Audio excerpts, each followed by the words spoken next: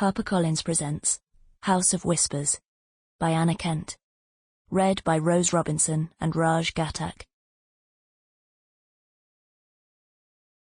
Transcript of interview with Mr. Rohan Allerton, husband of Abigail Allerton, 20th of December 2019. So, let's rewind right to the beginning. When was it that you first suspected that something might be wrong? It's really hard to say. Abby's always been a bit of an oddball. It's what I love about her. She has what I call quirks, but I put that down to her being so talented. You know, she's an artist. Her work is sublime, and I always think that with such talent comes a degree of individuality, uniqueness. I guess what I'm saying is that it's hard to tell where that ended and... Look, I thought things were pretty normal, given that one of us was an artist. I wasn't looking for signs. I wasn't on high alert. But if you had to pin it down, how long ago are we talking? I guess last summer. Do you remember how hot it was? God. Well, our house is old. It traps the heat. It rises right up to the attic where she works. Maybe that had something to do with it. Stuck up there all day, stewing in the heat. I don't know. Even my mum said she wasn't herself. And did she have any ideas on what might be the root of the problem? Let's not go there. But, yeah, I suppose it was the summer when I knew something was up with Abby. I felt she might be hiding something from me. To be honest, I thought she might be pregnant. And would that be a problem? Something you would describe as wrong? Oh, God, no. Not at all. It will be right. All right. We've been trying for over a year. I see. But she wasn't pregnant? No. She wasn't pregnant. 1. I didn't tell Rohan straight away that Grace was coming back. The morning that I got her email, I started to tell him, but then I held the thought inside me, like a breath.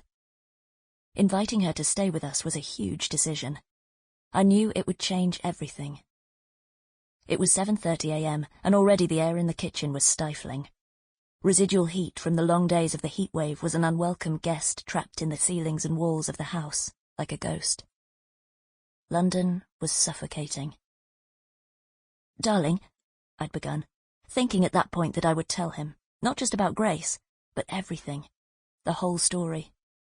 Ridiculous, really, but it was honestly what I was thinking that sweltering morning. We were sitting at the small table in the kitchen, and the back door was propped open to suck in what reluctant breeze there might be. I was nursing a coffee, and my husband, ready in his work shirt, his silk tie slung over his shoulder, was eating scrambled eggs on toast. Already I could see the fabric of his shirt darkening under his arms. But he hadn't heard me. Maybe I hadn't said it loud enough. Maybe I hadn't said it out loud at all. I don't like to think he ignored me.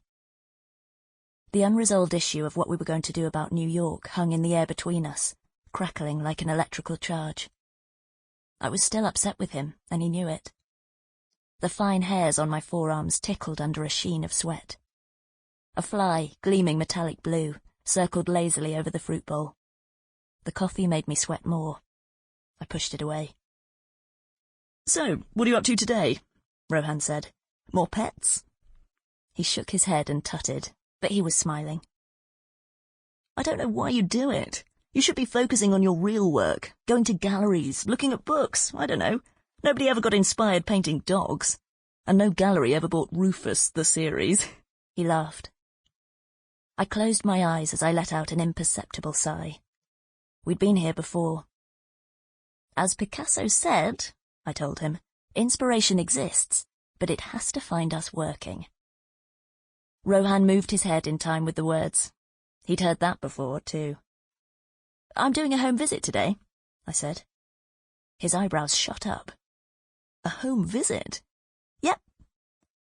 Rohan looked at me then, his head tilted, the ghost of a frown lining his forehead.